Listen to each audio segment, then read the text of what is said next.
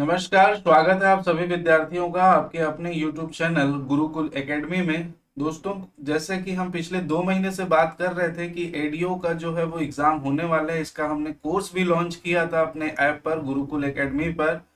तो वो exam calendar के माध्यम से आपका कंफर्म हो गया है। 15 जून के आसपास संभावित तिथि है एग्जाम की। ये मत सोचिए 6 महीने का टाइम है। लाखों लोग प्रिपेयर करेंगे दोस्तों, लाखों लोग इसमें फॉर्म भरने वाले हैं। तो आप बिल्कुल अभी से तैयारी में लग जाइए यदि आपको एग्जाम निकालना है और सीरियस हैं तो, अन्यथा आप पिछड़ जाएंगे, ये निश्चित है। ठीक है, तो अभी से तैयारी करना चाहते हैं, घर पर में बैठ के तैयारी करना चाहते हैं, घर पर में करिए। किसी कंटेंट में दिक्कत है, यदि किसी कोचिंग संस्थान से आप मदद लेना चाहते हैं तो वहां से आप पढ़िएगा, जहां से आपको समझ में आए वहां से पढ़िए, परंतु आपको जो है वो पढ़ना स्टार्ट कर देना है, पहली बात। दूसरी बात, यदि आपको कोर्स परचेस करना है तो बहुत सारे लोगों ने, बहुत सारे कोचिंग संस्थान ने अपना अपना बेस्ट कोर्स जो है वो लॉन्च किया है। हमने भी 2 महीने पहले से लॉन्च किया है दोस्तों। गुरुकुल एकेडमी ऐप पर हमारी क्लासेस चल रही हैं। बहुत सारे, करीब 70-80 वीडियो हमने अभी तक प्रोवाइड करवा दिए हैं। बहुत सारी चीजें कंप्लीट हो गई है। ठीक है, आप नीचे डिस्क्रिप्शन बॉक्स में डेमो दिया हुआ है, डेमो क्लासेस। ऐसा नहीं है कि 1 2 3 आपने दे दिया डेमो उसके बाद नहीं, अपने बीच बीच से बहुत सारे क्लास का डेमो आपको सभी सब्जेक्ट के मिल जाएंगे। यदि आपको लगता है यहाँ से आपको अच्छे से समझ में आ रहा है, और हमने प्रयास किया है 2025 तक की सारी चीजें अपडेटेड आपको दी जा सके, तो वो सारी चीजें हमने दी है। आपको लगता है कि आप हमारे से पढ़ के एग्जाम निकाल सकते हैं, तो बिल्कुल आप नीचे दिए गए नंबर पर संपर्क कर सकते हैं। 9111949522, 9770519143। इस नंबर पर कॉल कर सकते हैं, व्हाट्सअप कर सकते हैं यदि कुछ पूछना है, यदि कोई दुविधा है। ठीक है, हम अपने इस कोर्स में दोस्तों ऑल सब्जेक्ट के वीडियो क्लासेस आपको देंगे। सभी सब्जेक्ट के पीडीएफ नोट्स स्टैंडर्ड फॉर्म में प्रोवाइड करवाया जाएगा, आप उसको डाउनलोड करवा कर पढ़ सकते हैं। इसके अलावा 10+ टेस्ट सीरीज देंगे। 10 टेस्ट सीरीज तो रहेगा, उससे अधिक टेस्ट सीरीज आपको देने का प्रयास किया जाएगा। ठीक है, तो आप हमारे वीडियो जाकर देख लीजिए, आपको समझ में आता है तो, यदि नहीं आता है, जहां से समझ में आता है वहां से तैयारी करिए, लेकिन अभी से आप प्रारंभ कर दीजिए। ठीक है, तभी आप सफल हो पाएंगे। ठीक, जिस बच्चे को भी लेना है, नीचे डिस्क्रिप्शन बॉक्स में गुरुकुल एकेडमी ऐप का भी लिंक है दोस्तों, और नीचे नंबर भी फ्लैश हो रहा है। कोई भी अगर दुविधा हो तो आप संपर्क कर सकते हैं। ठीक है, तो सभी को बहुत बहुत ऑल द बेस्ट कि आप जो है वो तैयारी अच्छे से करें और इस बार जरूर आप सेलेक्ट हों। ठीक है, तो आज के लिए इतना ही। बहुत बहुत धन्यवाद। नमस्कार, स्वागत है आप सभी विद्यार्थियों का आपके अपने ऑनलाइन प्लेटफॉर्म गुरुकुल एकेडमी में। दोस्तों, हम हिंदी व्याकरण में कारक प्रकरण पर चर्चा कर रहे थे और कल हम लोगों ने कारक देखा, कारक की परिभाषा देखी, विभक्ति देखा, विभक्ति चिन्ह क्या होता है, इन सभी बातों पर हमने चर्चा की थी।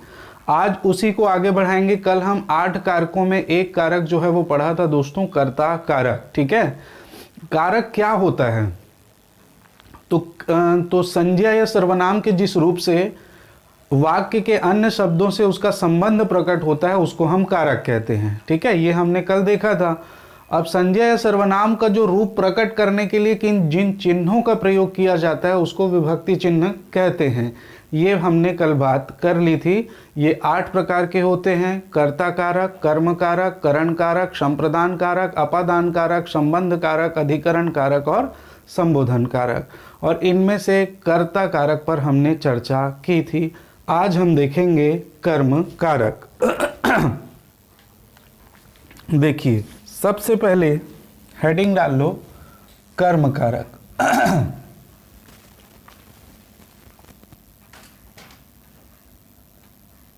कर्म कारक, कर्म कारक का विभक्ति चिन्ह क्या होता है? तो कर्म कारक का विभक्ति चिन्ह होता है को।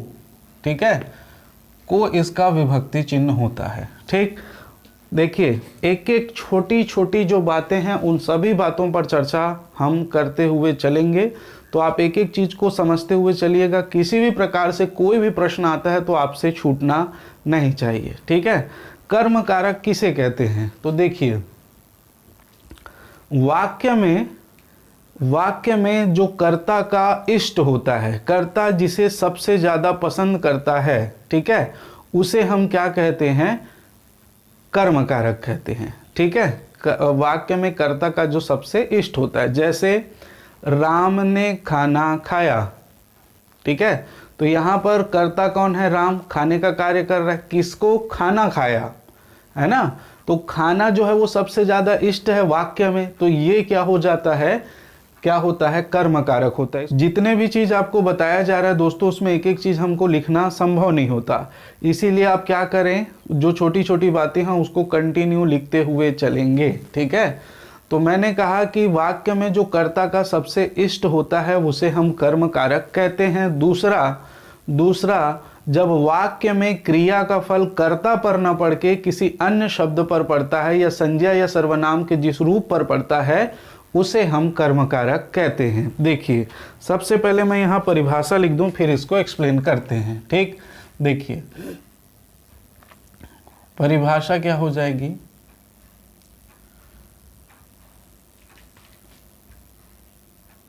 जब वाक्य में, पहला मैं लिख देता हूं, वाक्य में जो कर्ता का सबसे इष्ट होता है, सबसे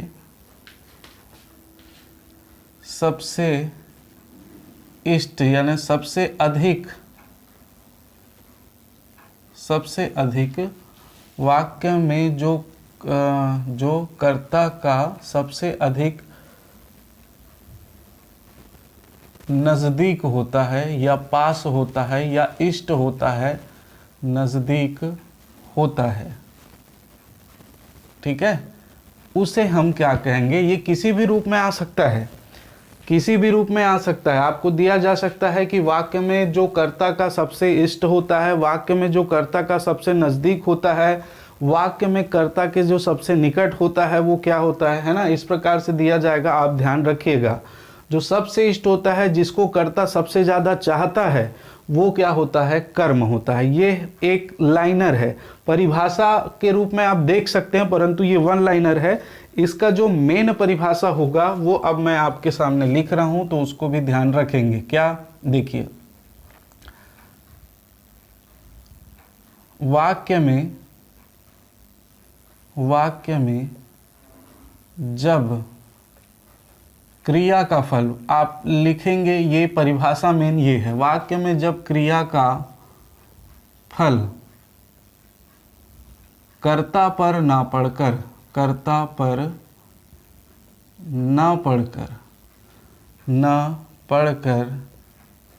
किसी अन्य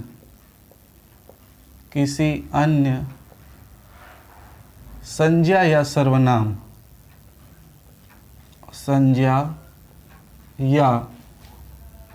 सर्वनाम पर पड़ता है, संज्ञा या सर्वनाम पर पड़ता है, तो उसे क्या कहते हैं दोस्तों? कर्म कारक कहते हैं। तो उसे हम क्या कहते हैं? कर्म कारक कहते हैं।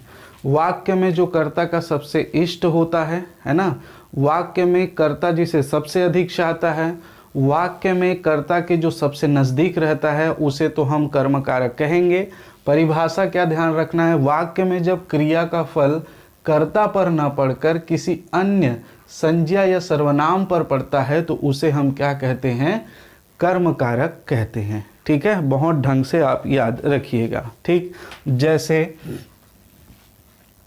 जैसे उदाहरण हम लिखें,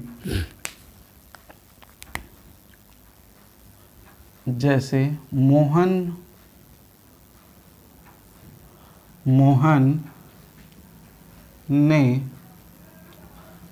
ने मिठाई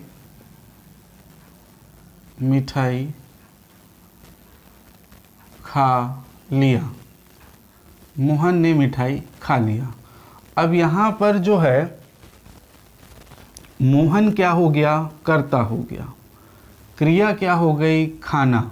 ठीक है, ये क्या हो गई? खाना। ठीक है, और मिठाई क्या है दोस्तों? यहाँ पर कर्म।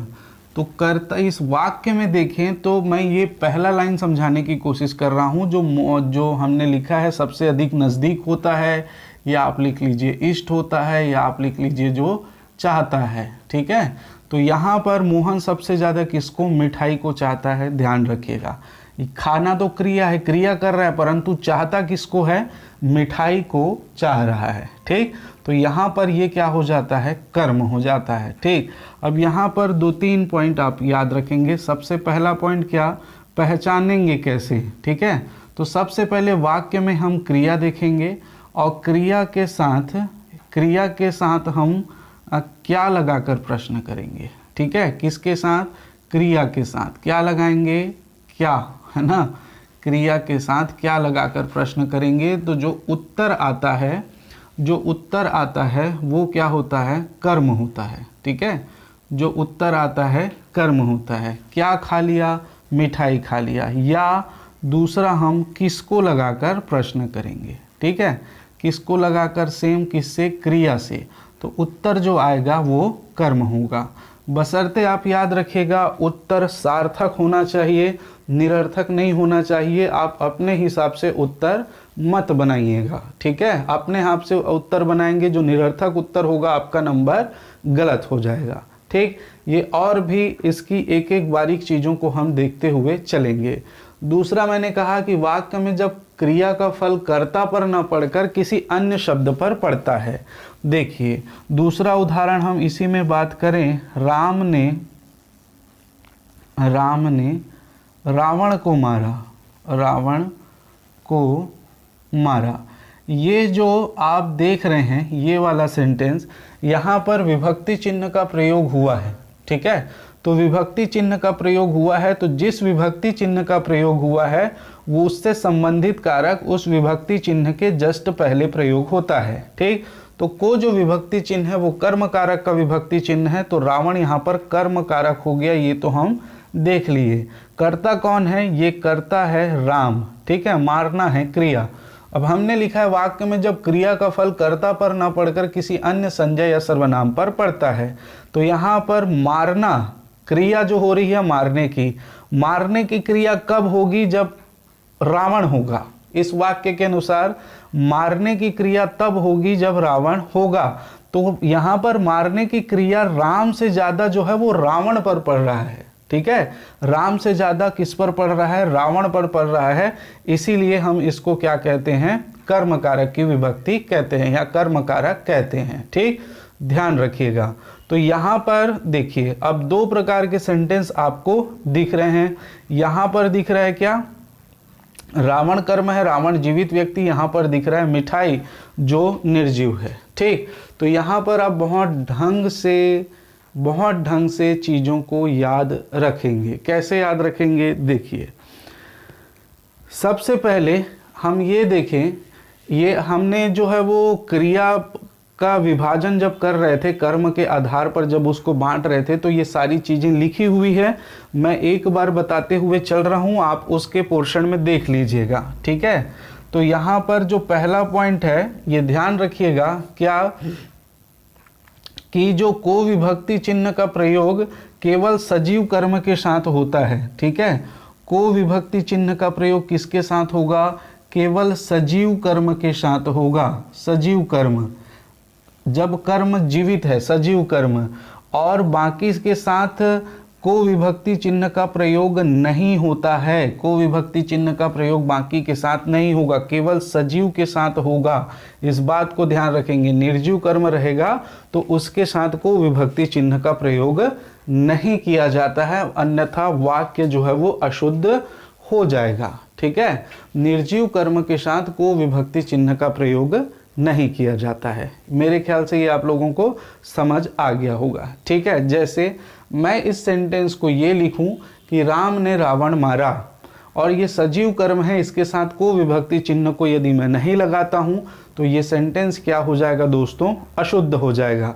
या मैं यहाँ पर ये लिखूं कि मोहन ने मिठाई को खा लिया, तो यहाँ पर ये सेंटेंस निर्जीव कर्म के साथ है, तो निर्जीव कर्म के साथ मैं को विभक्ति चिन्ह का प्रयोग नहीं करूंगा, अन्यथा वाक्य जो है वो अशुद्ध हो जाएगा। ठीक, तो यहाँ पर मोहन ने मिठाई खा लिया, राम ने रावण को मारा। इस प्रकार से ये जो चीज़ें हैं वो सेंटेंस होंगे। ठीक है, इस बात को बहुत अच्छे से और ढंग से समझिएगा। तो ये हमने देखा दोनों में, एक में निर्जीव कर्म प्रयोग हुआ है और एक में सजीव कर्म प्रयोग हुआ है। तो क्या दोनों कर्म एक साथ आ सकते हैं? बहुत भली भांति हमने क्रिया प्रकरण में इसको देखा है। दोनों कर्म एक साथ आ सकते हैं, बिल्कुल आ सकते हैं। जैसे देखिए यहाँ पर मैं लिख रहा हूँ, माँ ने बच्चों को दूध पिलाया। माँ ने बच्चों को दूध पिलाया। ठीक है, ये सेंटेंस है। अब पहचानने का नियम, सबसे पहले क्रिया देखेंगे। क्रिया क्या है? पिलाना। ठीक है, क्रिया क्या है? पिलाना, ये क्रिया है। अब क्रिया में हम क्या लगाकर प्रश्न करेंगे? क्या लगाकर, तो क्या ही लगाएंगे। ठीक, क्या पिलाया, तो क्या पिलाया, तो यहाँ पर याद रखिएगा दूध पिलाया, तो ये कर्म है। और ये कैसा कर्म है? निर्जीव कर्म है। ठीक, उसके बाद देखेंगे किसको पिलाया क्रिया के साथ, तो बच्चों को पिलाया, और ये सजीव कर्म है। ठीक है, बच्चों को पिलाया, ये सजीव कर्म है। तो यहाँ पर दोनों कर्म, निर्जीव कर्म दूध और सजीव कर्म बच्चों को, ये दोनों प्रयोग में हुआ है। इसका मतलब एक और यहाँ पर पॉइंट आप याद रखेंगे। ठीक है, जब भी हम क्रिया के साथ, इसको आप लिखिएगा। ठीक है, जब भी हम क्रिया के साथ क्या लगाकर प्रश्न करते हैं, तो उत्तर जो है वो हमेशा क्या आता है? निर्जीव कर्म ही आएगा। ठीक है, क्या आएगा? निर्जीव कर्म ही आएगा। ठीक है, और इसी के अनुसार हम इसको दो भागों में बांटते हैं, मुख्य कर्म और गौण कर्म। अब इसको भी आप जो है वो थोड़ा सा समझने का प्रयास कीजिए। ठीक है, इसी के आधार पर हम जो कर्म है इसको दो भागों में बांटा जाता है। ठीक, तो दो किन किन भागों में बांटा जाता है? एक को हम कहते हैं मुख्य कर्म। ठीक, मुख्य कर्म को कैसे पहचानेंगे? तो मैंने बहुत पहले आपको बताया था, ये तीन चीजें बताई थी। पहला क्या? क्रिया से ठीक पहले रहेगा, क्रिया से क्या रहेगा? ठीक पहले, क्रिया से ठीक पहले रहेगा। ठीक, दूसरा मुख्य कर्म पहचानने का नियम है। दूसरा नियम क्या? को विभक्ति रहित रहेगा। को विभक्ति, जो कर्म कारक की विभक्ति चिन्ह है, को विभक्ति रहित रहेगा। ठीक है, तीसरा क्या? ये हमेशा निर्जीव रहेगा। क्या रहेगा? निर्जीव रहेगा। ठीक है, और चौथा क्या याद रखना है आपको? हमेशा क्रिया के साथ हम क्या लगाकर प्रश्न करेंगे, तो जो उत्तर आएगा वो आएगा क्या? मुख्य कर्म। ठीक है, तो यहाँ ध्यान रखेंगे इन बातों को।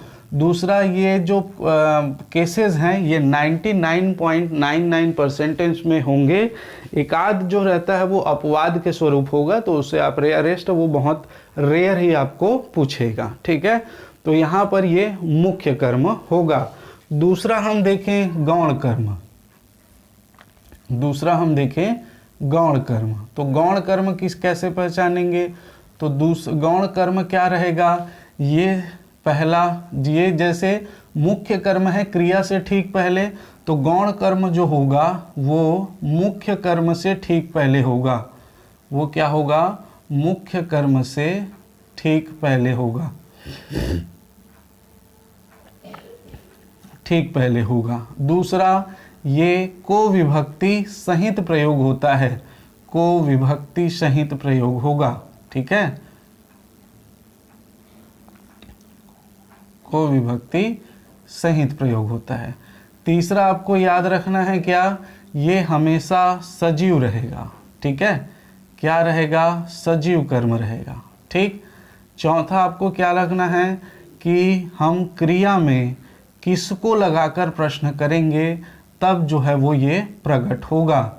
क्रिया में क्या लगाकर प्रश्न करेंगे, किसको लगाकर प्रश्न करेंगे, तब जो है वो ये प्रकट होता है। अब देखिए, जैसे इस सेंटेंस को देखें, हमने क्या लगाकर प्रश्न किया, क्या आया, दूध। क्रिया के ठीक पहले है दूध, ठीक है। दूसरा हम बात करें, को विभक्ति रहित है, को विभक्ति का प्रयोग नहीं हुआ है। तीसरा हम बात करें, ये निर्जीव है और क्या लगाकर प्रश्न करने पर ये प्रकट हुआ है। इसका मतलब ये दूध जो है वो क्या हो गया, मुख्य कर्म हो गया। दूध क्या हो गया दोस्तों, मुख्य कर्म हो गया। वहीं पर देखें बच्चों को, तो बच्चों को मुख्य कर्म के ठीक पहले है जी, मुख्य कर्म के ठीक पहले है, ठीक। को विभक्ति सहित है, हाँ इसमें को विभक्ति का प्रयोग हुआ है। क्या सजीव कर्म है, जी बिल्कुल ये सजीव कर्म है, ठीक। और किसको लगाकर प्रश्न करने पर आ रहा है, पिलाना क्रिया में किसको पिलाया, बच्चों को, जी। तो बिल्कुल ये सारा सेटिस्फाई कर रहा है, तो ये क्या हो जाएगा दोस्तों, गौण कर्म होगा, ठीक है। क्या होगा, ये गौण कर्म होगा। उसमें भी हम लोगों ने बहुत अच्छे से इसको किया था, उसको ध्यान रखिएगा, ठीक। अब देखिए एक आध और उदाहरण ले लेते हैं, जैसे शिक्षक बच्चों को हिंदी पढ़ाते हैं,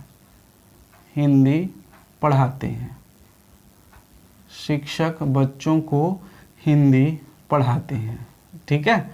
अब यहाँ पर शिक्षक बच्चों को हिंदी पढ़ाते हैं, एक एक करके हम निकालते जाते हैं। मुख्य कर्म क्रिया से ठीक पहले, क्रिया क्या है, पढ़ना, ठीक है। और क्रिया से ठीक पहले मतलब क्रिया से ठीक पहले क्या है, हिंदी। को विभक्ति रहित है क्या, को विभक्ति इसमें प्रयोग हुआ है क्या, नहीं, ठीक। निर्जीव है क्या, बिल्कुल निर्जीव है। क्या के साथ प्रश्न करेंगे तब आएगा, क्या पढ़ाते हैं, तो हिंदी पढ़ाते हैं, इसका मतलब हिंदी क्या हो गया, मुख्य कर्म हो गया। हिंदी क्या हो गया, मुख्य कर्म हो गया, ठीक है। क्लियर यहाँ तक। दूसरा बात करें हम गौण कर्म की, ठीक। तो ये मुख्य कर्म से ठीक पहले है, ये मुख्य कर्म से ठीक पहले आया है। को विभक्ति सहित आएगा, जी बिल्कुल को विभक्ति यहाँ पर प्रयोग हुआ है। बच्चों को या छात्रों को कर लीजिए, कोई विद्यार्थियों को कुछ भी कर सकते हैं।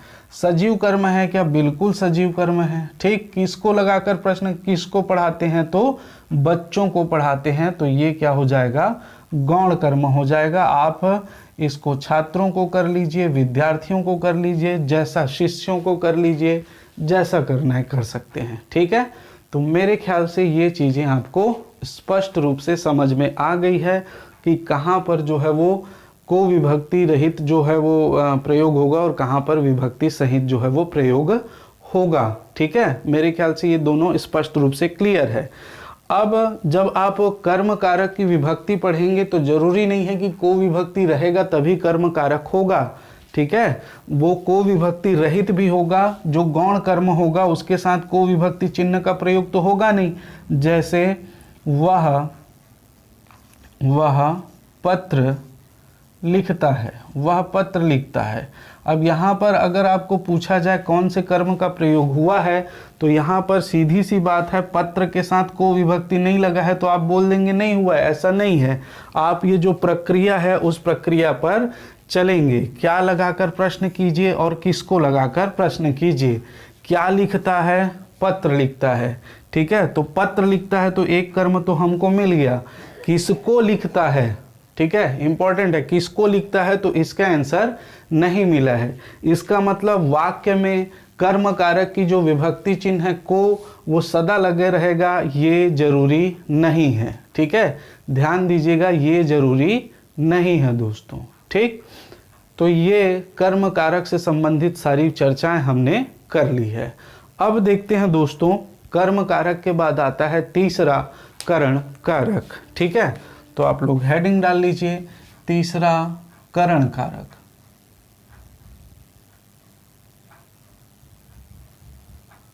करण कारक का जो विभक्ति चिन्ह होता है क्या होता है, से या के द्वारा साधन या माध्यम के अर्थ में। किसके अर्थ में प्रयोग होगा, साधन या माध्यम के अर्थ में, ठीक है, से या के द्वारा, ठीक। अब यहां पर देखिए करण कारक किसे कहेंगे? तो साधन या माध्यम इसी से ही स्पष्ट है। वाक्य में क्रिया व्यापार का संपादन जिस साधन या माध्यम से किया जाता है वहां पर क्या होता है? करण कारक होता है। ठीक है, वाक्य में जिस शब्द से क्रिया व्यापार का संपादन किया जाता है वहां पर करण कारक होता है। ठीक, तो इसे मैं लिख देता हूं परिभाषा आपके लिए। देखिए, वाक्य में जिस साधन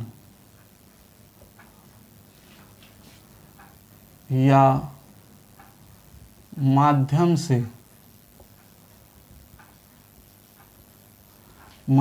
से क्रिया व्यापार का संपादन किया जाता है, क्रिया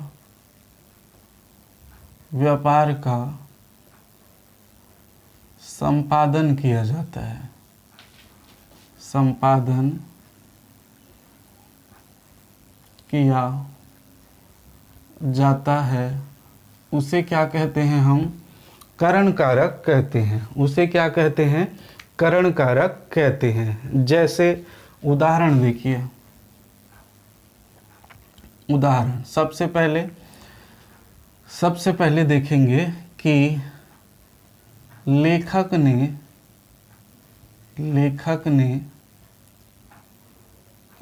ने कलम से पूरी पुस्तक लिख दी, पूरी पुस्तक लिख दी। अब यहाँ पर देखिए, ठीक, यहाँ पर यदि हम बात करें तो सबसे पहले क्रिया क्या हो रहा है? लिखने का। क्रिया क्या है? लिखना। ठीक है, अब लिखना, क्या लिखा है? पुस्तक लिखा है, तो ये तो कर्म कारक हो गया। लेखक यहाँ पर क्या हो गया? कर्ता हो गया। कर्ता मीन्स करने वाला। ठीक है, कर्ता मीन्स करने वाला। अब ये लिखने का कार्य वो किया किससे है? ये जो कार्य यहाँ पर संपादित हुआ है वो किससे हुआ है? ठीक है, तो ये बहुत जरूरी है। कार्य संपादित किससे हुआ है? कलम से। किससे? कलम से। ठीक है, तो यहाँ पर कलम जो है ना, कलम जो है वो क्या हो गया है? करण कारक की विभक्ति हो गई है। ठीक है, क्या हो गई है? करण कारक की विभक्ति हो गई है। ठीक है, तो यहाँ पर सीधा सीधा आपको क्या करना है? पहचानने का नियम याद रखेंगे। हम क्रिया में किससे लगाकर प्रश्न करेंगे या किसके द्वारा लगाकर प्रश्न करेंगे तो जो उत्तर आएगा वो उत्तर क्या होगा? वो उत्तर होगा करण कारक। ठीक है, क्या होगा? करण कारक उत्तर होगा। ठीक है, किससे या किसके द्वारा क्रिया में। तो यहाँ पर लिखना, किससे लिखा है या किससे लिख दी? लिखी दी हो गया, लिख दी है। किससे लिख दी? तो कलम से लिख दी। तो क्रिया व्यापार किससे संपादित हुआ? कलम से। तो साधन या माध्यम के रूप में प्रयोग हुआ है। तो यहाँ पर ध्यान रखेंगे कि ये जो है वो किसके अंतर्गत आएगा? करण कारक कहलाता है। ठीक, दूसरा उदाहरण हम इसी में देखें। जैसे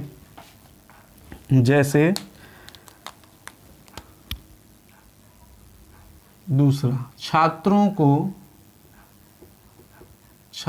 को पत्र के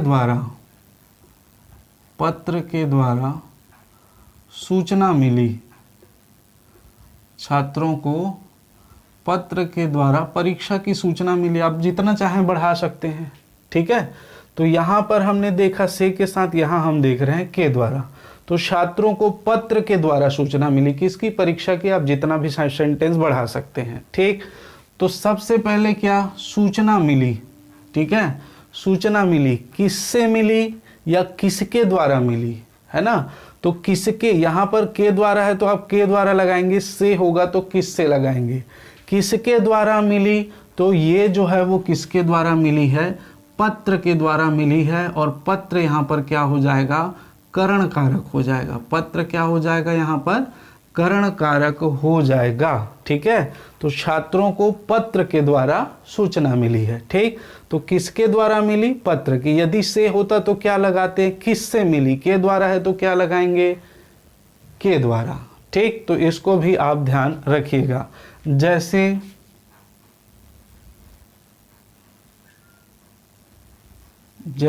वह सीढ़ियों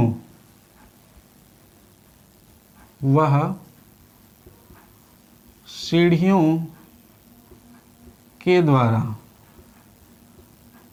ऊपर चढ़ा है।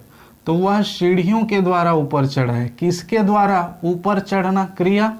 किसके द्वारा ऊपर चढ़ना क्रिया है? ठीक है, किसके द्वारा चढ़ा है? तो सीढ़ियों के द्वारा चढ़ा है, तो ये क्या हो जाएगा? करण कारक हो जाएगा। ऊपर चढ़ने के लिए ये क्या है? साधन। साधन क्या है? सीढ़ी। छात्रों को पत्र के द्वारा सूचना मिली। सूचना मिली किसके द्वारा मिली? साधन क्या है? पत्र। ठीक, तो इस प्रकार से आप इस चीज को बहुत ढंग से समझते हुए चलेंगे। ठीक है, बहुत ढंग से समझते हुए चलना पड़ेगा। क्यों? क्योंकि अभी आप देखेंगे तो आपको समझ में आ जाएगा। ठीक है, चलिए, इसके बाद इसके कुछ विशिष्ट नियम हैं। उन नियमों को आप बहुत ढंग से ध्यान रखेंगे। मैं एक एक करके लिखवा रहा हूं। ठीक, विशेष नोट डालकर आप लिख सकते हैं। विशेष, पहला कंडीशन। ठीक है, कोई भी व्यक्ति जिस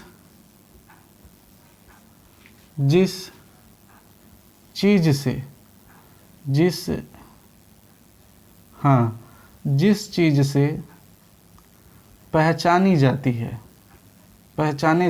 पहचाने जाते हैं,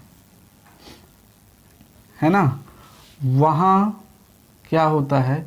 करण कारक होता है। फर्स्ट नियम। ठीक, कोई भी व्यक्ति जिस चीज से पहचाने जाते हैं वहाँ क्या होता है? करण कारक होता है। चलिए, जैसे उदाहरण की बात करें। उदाहरण पहला देखिए, वह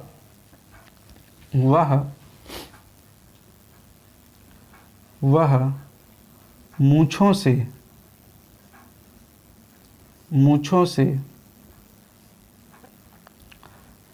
से ड्राइवर लगता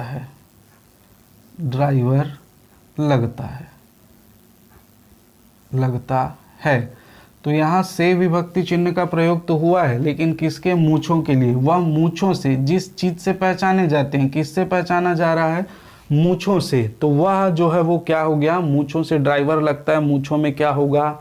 करण कारक होगा। कोई भी व्यक्ति जिस चीज से पहचाने जाते हैं वहां पर करण कारक होगा। जैसे दूसरा लिखिए, वह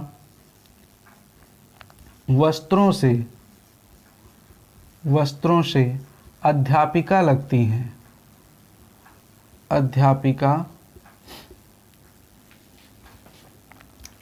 हैं।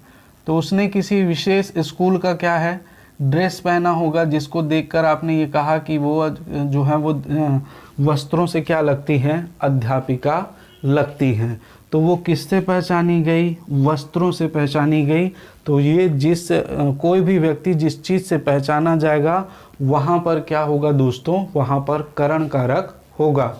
ठीक है, मेरे ख्याल से आप लोगों को ये समझ आ गया है। ठीक, तो इसको भी आप ध्यान रखिएगा। ठीक, ये पहला कंडीशन है। ठीक है, तो मेरे ख्याल से ये चीज़ें स्पष्ट हो गई है। मैं अब दूसरे कंडीशन पर जा रहा हूँ। आप लोग जो है वो स्क्रीनशॉट लेते रहिए या लिखते रहिए, नोट्स बनाते रहिए। ठीक, तो ये नियम को आप ध्यान रखिएगा। अब हम इसके अगले नियम पर चर्चा करेंगे। लिखिए, दूसरा नियम इसमें हम देखेंगे क्या? दूसरा नियम है कि कोई भी व्यक्ति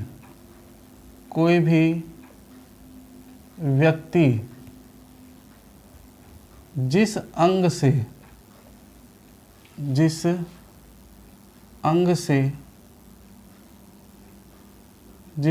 से विकलांग है, ठीक है, जिस अंग से क्या है, विकलांग है, उस अंग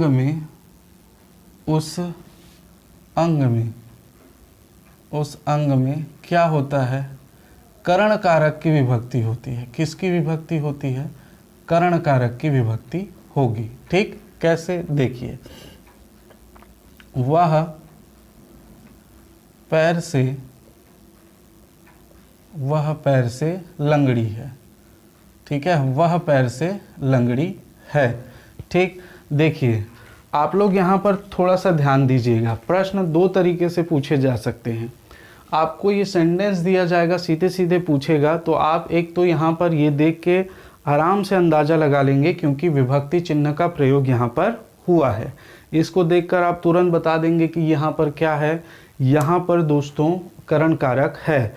परंतु कहीं कहीं प्रश्न में जो छत्तीसगढ़ से बाहर जो टफ लेवल के प्रश्न पूछे जा रहे हैं, वहाँ पर ये जो लाइनें मैं लिखवा रहा हूँ, इन लाइनों को देकर पूछा जा रहा है। ठीक है, क्या ये सही है कि नहीं है, इस प्रकार से जो है कथन कारण में प्रश्न पूछा जा रहा है। तो इसको ध्यान रखने का, कोई भी व्यक्ति जिस अंग से विकलांग है या अपंग है, उस अंग में करण कारक होगा। जैसे वह पैर से लंगड़ी है, तो यहाँ पर पैर में क्या होगा, करण कारक क्या विभक्ति होगा, करण कारक होगा। जैसे दूसरा हम बात करें, वह सिर से गंजा है। वह क्या है, सिर से गंजा है। ठीक है, तो यहाँ पर सिर से गंजा है, तो सिर में क्या होगा, करण कारक होगा। ठीक है, तो इस प्रकार अगर कोई व्यक्ति विकलांग, वह आंखों से अंधी है, तो ऐसे बहुत सारे लिख सकते हैं आप। जैसे वह आंखों से अंधी है, तो वह आंखों से अंधी है यहाँ पर आंखों से। ठीक है, तो यहाँ पर क्या होगा, करण कारक होगा। ठीक, क्यों होता है जरा देखिएगा। ठीक, अब हम देखते हैं कि हमने जो मेन पढ़ा है ये होता क्यों है। आपके मन में ये प्रश्न आ रहा होगा। तो देखिए, हमने पढ़ा क्या, वाक्य में जिस साधन या माध्यम से क्रिया व्यापार का संपादन होता है, यहाँ पर लगता है। ठीक है, कोई क्रिया नहीं हो रही है, लेकिन ये ड्राइवर को पहचानने का माध्यम क्या है, ड्राइवर क्यों लग रहा है। ठीक है, यहाँ पर हालांकि क्रिया नहीं है, परंतु यहाँ पर ड्राइवर का जो पहचान है, किससे पहचाना जा रहा है, मूंछों से। ठीक है, ड्राइवर लगने के पीछे साधन क्या है, मूंछ है। वस्त्रों से, अध्यापिका लगती है, कैसे लगती है, वस्त्रों के कारण, है ना। तो करण में जहाँ साधन या माध्यम का अर्थ होगा, वहां पर ये क्या होगा, भले ही यहाँ पर क्रिया व्यापार का संपादन नहीं हो रहा है, परंतु ये करण कारक की विभक्ति होगी। क्लियर है, तो इसको बहुत ढंग से आप समझते हुए चलेंगे, नहीं तो बाद में परेशानी होगी। दूसरा देखिए, यहाँ पर कोई भी व्यक्ति जिस अंग से विकलांग है, वहां पर भी क्या होता है, वहां पर भी करण कारक की विभक्ति होती है। तो वह पैर से लंगड़ी है। ठीक है, अब ये लंगड़ी है, इसका पहचान क्या है, वो किससे, किसके द्वारा, किस साधन या माध्यम से ये हम कह रहे हैं कि ये लंगड़ी है ना। तो इसके लिए पैर से हम कह रहे हैं। वह आंखों से अंधी है, किस साधन से कह रहे हैं, हम आंखों से कह रहे हैं। इसके अंधी होने का जो कारण है वो क्या है, आंख है। लंगड़ी होने का जो कारण है वो क्या है, पैर है। इसीलिए यहाँ पर दोस्तों क्या होगा, करण कारक की विभक्ति होती है। बहुत ढंग से और बहुत अच्छे से समझकर आप चलेंगे। ठीक है, दूसरा हम बात करें, करण कारक के बाद नया नियम इसमें देखिएगा क्या, तो तीसरा है ये, के साथ, के बिना, के समान, के साथ, के बिना, के समान वाले शब्दों से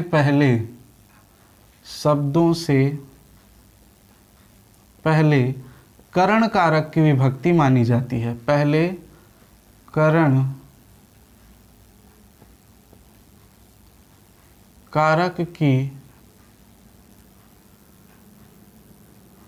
विभक्ति मानी जाती है। करण कारक की विभक्ति मानी जाती है। ठीक है, जैसे तो देखिए, पहला राम नहीं सीता, सीता राम के साथ वन गई। सीता राम के साथ वन गई। ठीक है, अब यहाँ सीता किसके साथ गई? राम के साथ वन चली गई। ठीक है, या वन चली गई लिख सकते हो। तो यहाँ पर सीता राम के साथ चली गई, तो यहाँ पर के साथ के पहले राम में क्या होगा? करण कारक होगा। क्यों? क्यों, है ना, ये क्यों हमारे माइंड में आना चाहिए। ठीक, क्यों होगा? तो आप हमने देखा साधन, क्रिया व्यापार के संपादन का साधन या माध्यम करण कारक होता है।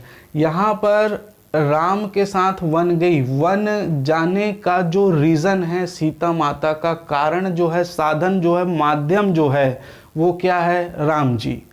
ठीक है, राम के साथ वन को गई ना, खुद तो नहीं गई। अगर राम जी वन नहीं जाते तो सीता भी वन नहीं जाती। तो यहाँ पर साधन या माध्यम के अर्थ में चूंकि राम जी हैं तभी सीता वन को गई हैं, तो इस प्रकार से के साथ के अर्थ में भी क्या होता है? करण कारक की विभक्ति होती है। ठीक, मेरे ख्याल से आपको ये स्पष्ट है। जैसे वह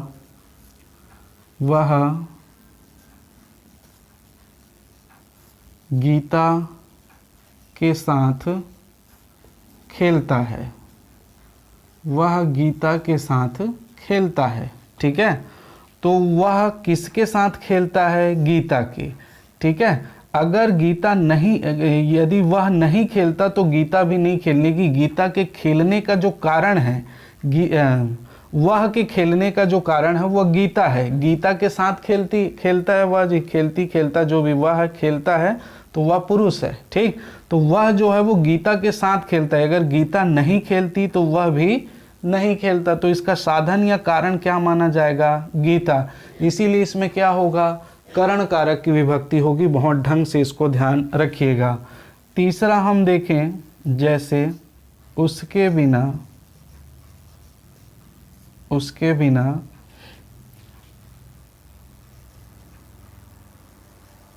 कुछ नहीं हो सकता।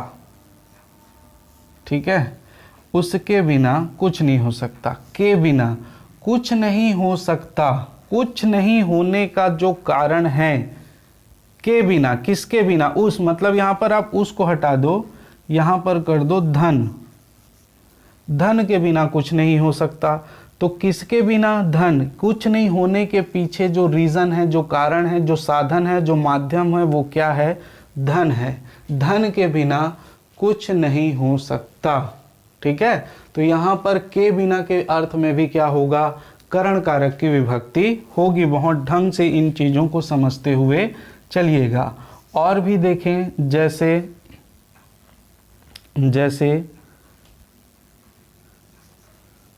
कृष्ण के बिना राधा अधूरी है। तो यहाँ पर देखिए, कृष्ण के बिना राधा अधूरी है। तो राधा के अधूरी होने का जो कारण है वो क्या है? साधन है। जो माध्यम है वो क्या है? कृष्ण। तो कृष्ण के बिना राधा अधूरी है, इसीलिए यहाँ पर भी जो है वो क्या होगा? करण कारक की विभक्ति होगी। बहुत ढंग से समझते हुए चलेंगे।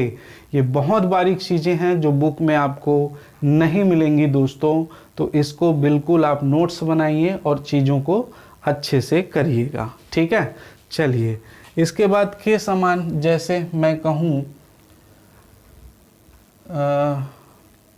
नेक्स्ट चौथा पांचवा हमारा उदाहरण, जैसे समीर जो है प्रदीप प्रदीप के समान, प्रदीप के समान खेलता है, प्रदीप के समान खेलता है। ठीक है, तो समीर किसके समान खेलता है? प्रदीप के समान खेलता है। यदि प्रदीप नहीं होता तो वो अपने ही समान खेलता। यहाँ पर प्रदीप, यहाँ पर थोड़ा सा आपको भ्रम होगा, लेकिन ढंग से याद रखेंगे कि समीर जो है वो समानता, समानता दर्शाने वाले में भी जो है वो करण कारक की विभक्ति लेंगे। ध्यान रखिएगा, समीर किसके समान खेलता है? प्रदीप के समान। यदि प्रदीप साधन या माध्यम नहीं रहता तो समीर हो सकता है नहीं खेलता या किसी और के समान खेलता।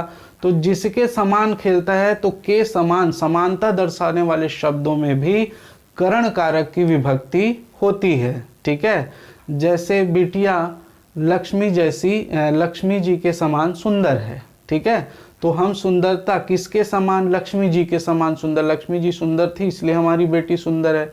तो कारण या साधन क्या है? लक्ष्मी जी के कारण। ठीक है, तो उसी को ही समानता वाले अर्थ में भी आप करण कारक की विभक्ति करेंगे। बहुत ढंग से याद रखेंगे, नहीं तो ये चीज़ें मिस हो जाएंगी। ठीक, मेरे ख्याल से ये भी आप लोगों का स्पष्ट रूप से जो है वो क्या हो गया? क्लियर हो गया है। ठीक है, अब नेक्स्ट नियम पर हम लोग बात करेंगे जो है चौथा नियम। चौथा नियम क्या कहता है कि जो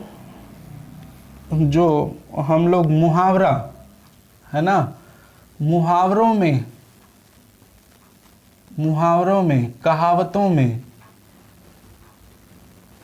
कहावतों में कहीं कहीं पर क्या रहता है? करण कारक की विभक्ति रहती है। जहां पर विभक्ति चिन्ह का प्रयोग नहीं किया जाता है वहां पर भी, जहां पर विभक्ति चिन्ह का प्रयोग नहीं किया जाता है, प्रयोग नहीं किया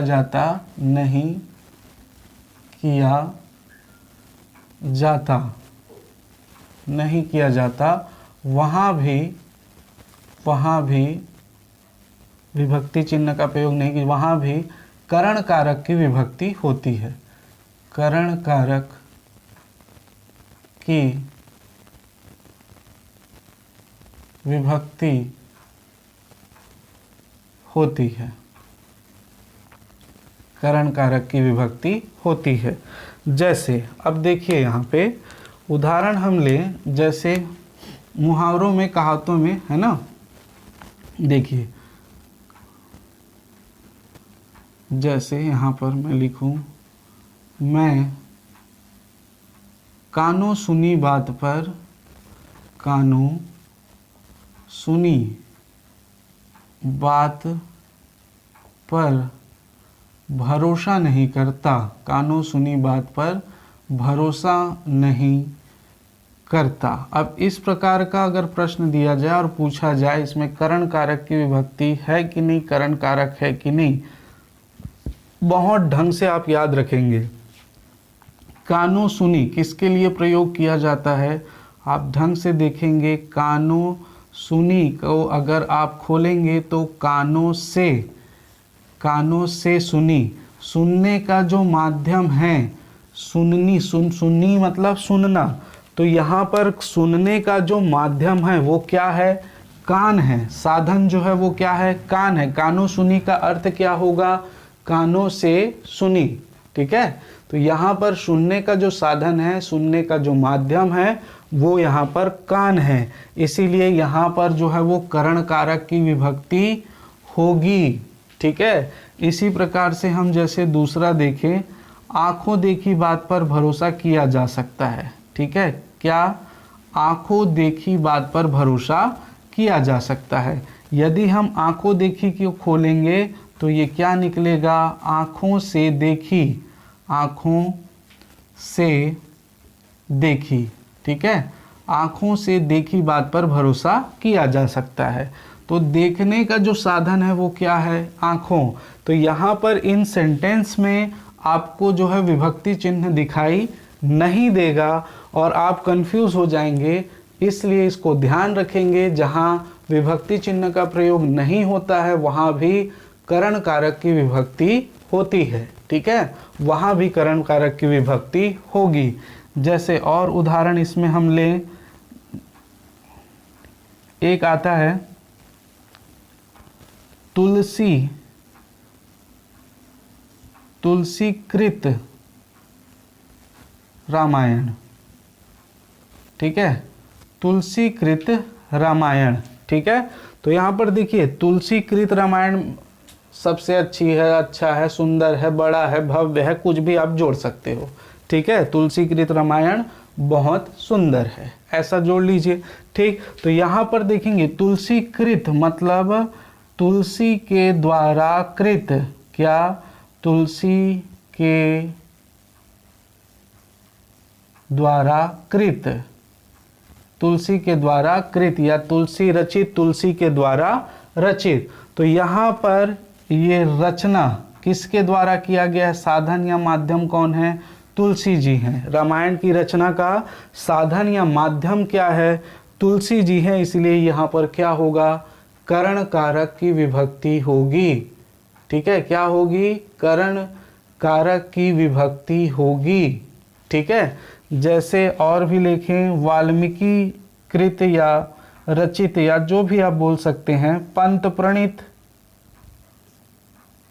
पंत प्रणीत, पंत के द्वारा प्रणीत, ठीक है, वाल्मीकि कृत, वाल्मीकि के द्वारा कृत, ठीक है। और भी कई सारे आप बना सकते हैं, ठीक है, अन्य कवियों के नाम लेके, है ना। कालिदास रचित, कालिदास जी के द्वारा रचित, कालिदास रचित मेघदूत छत्तीसगढ़ में महत्वपूर्ण स्थान रखता है, ठीक है। तो कालिदास रचित मतलब कालिदास द्वारा रचित, तो वहाँ पर भी क्या होगा, करण कारक की विभक्ति होगी, ठीक है। क्या होगा दोस्तों, वहाँ पर भी करण कारक की विभक्ति होगी, ठीक। तो मेरे ख्याल से ये दोनों बिंदुएं आप लोगों को जो है वो बहुत स्पष्ट रूप से समझ में आ गया है, ठीक। देखिए दोस्तों, हम चाहें तो हम एक क्लास में जितना आप डिटेल मेरे ख्याल से आप पढ़ रहे हैं, ऐसा आपको कहीं भी नहीं मिलेगा, आप देख लीजिए, ठीक। ये मैं चाहूँ तो मैं एक क्लास में आधे घंटे में 45 मिनट में भी करवा सकता हूँ, ठीक है, या इसको और अपन आगे लेके भी चल सकते हैं, लेकिन आपकी जो क्षमता है ग्रहण करने की, उसको ध्यान में रखते हुए ये पार्ट पार्ट में हम लोगों ने बनाया है, क्योंकि हमारे दिमाग की क्षमता जो है वो 40 मिनट की रहती है, उसके बाद बोर होना चालू हो जाता है, ठीक है। तो उसी के अनुसार आप एक एक करके पढ़ते जाइए, है ना, कोई दिक्कत नहीं है, सारी चीज़ें मिलेंगी। और एक आप कभी कर्म कारक या करण कारक के बारे में ऐसा नहीं सोचे होंगे, नहीं देखे होंगे, नहीं समझे होंगे, वैसे ही हम आगे संप्रदान और अपादान को भी पढ़ेंगे। तो इन चीज़ों को जो है वो आप अच्छे से मनन करिए, धीरे धीरे करके करते जाइए, सारी चीज़ें आपके समझ में आ जाएगी, ठीक है। तो इसके लिए बिल्कुल निश्चिंत रहिए आप लोग और पढ़ाई करते रहिए। आज के लिए इतना ही, आप सभी का बहुत बहुत धन्यवाद। जय हिंद, जय भारत, जय छत्तीसगढ़।